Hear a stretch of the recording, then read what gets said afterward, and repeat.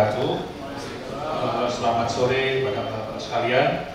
Yang saya hormati kepada Pansus Perkebunan, yang saya hormati Bapak DPRK, yang saya hormati dari DLH, yang saya hormati seluruh dari BPN, dan saya hormati juga dari Dinas Kehutanan, dan juga dari rekan-rekan perusahaan yang telah hadir pada kesempatan kali ini.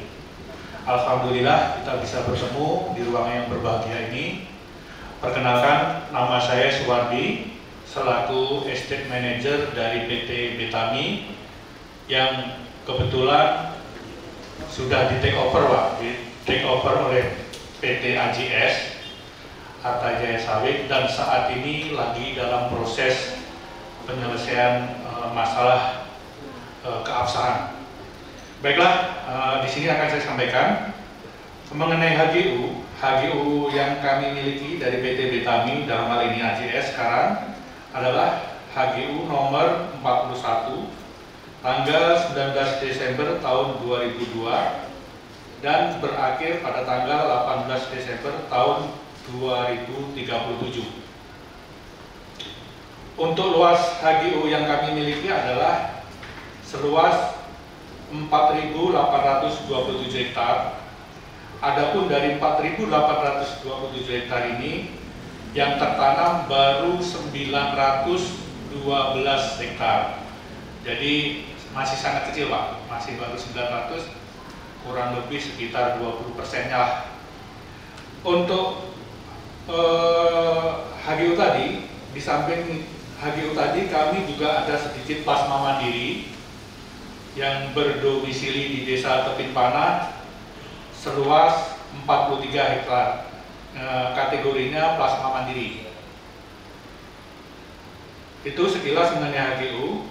Untuk berikutnya mengenai PBB, sampai dengan saat ini setiap tahunnya PT Betami, dalam hal ini PT AJS, memberikan kontribusi PBB kepada Pemda sebesar 458 juta kurang lebihnya. Jadi kami setiap tahunnya kurang lebih memberikan PBB sebesar tersebut. Yang berikutnya mengenai masalah tenaga kerja. Untuk saat ini tenaga kerja yang kami libatkan di dalam operasional di kebun kami sebanyak 155 tenaga kerja dengan total prosentase tenaga kerja yaitu 90%, 89,sekian% itu dari masyarakat sekitar, terutama dari Aceh Barat ya. Dari luar daerah, terutama dari Sumatera Utara, itu hanya 10 tenaga kerja. Yang lainnya dari Tamiang, Naganraya dan lain sebagainya, tapi tidak signifikan. Artinya untuk 90% kita dari wilayah Aceh Barat. Berikutnya mengenai CSR yang kami salurkan. Kebetulan kami juga masih kecil, Pak, baru kurang lebih selama setahun itu hanya sekitar 30-an 4 juta, Pak. Dan itu sifatnya seperti dari KTS tadi, sifatnya situasional, terutama mengenai kegiatan keagamaan, pembangunan fisik, terutama jalan, dan kegiatan olahraga para pemuda.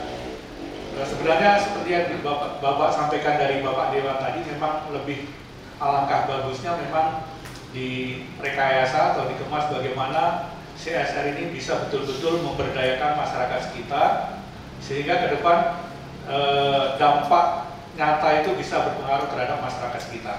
Kami ke depannya berharap seperti itu juga, Pak. Berikutnya untuk masalah lingkungan. Untuk masalah lingkungan kebetulan kami tidak ada PKS, Pak, di sekitar kami, di kebun kami tidak ada PKS, jadi permasalahan lingkungan yang ada di tempat kami hanya masalah ternak liar dan masalah pertambangan liar. Artinya bukan pertambangan liar ya, pertambangan masyarakat yang tidak terkendali dan tidak dikelola dengan baik. Jadi itulah sedikit gambaran masalah yang ada di PT Vitamin.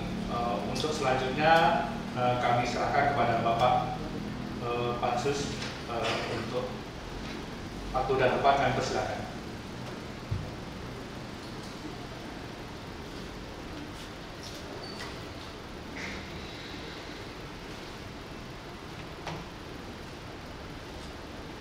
Baik, terima kasih Pak. Ada pertanyaan? Ada. Jadi pimpinan yang lain ada pertanyaan? Jadi ini kan masih kecil Pak kan? Iya Pak. Apa namanya? Untuk plasmanya kan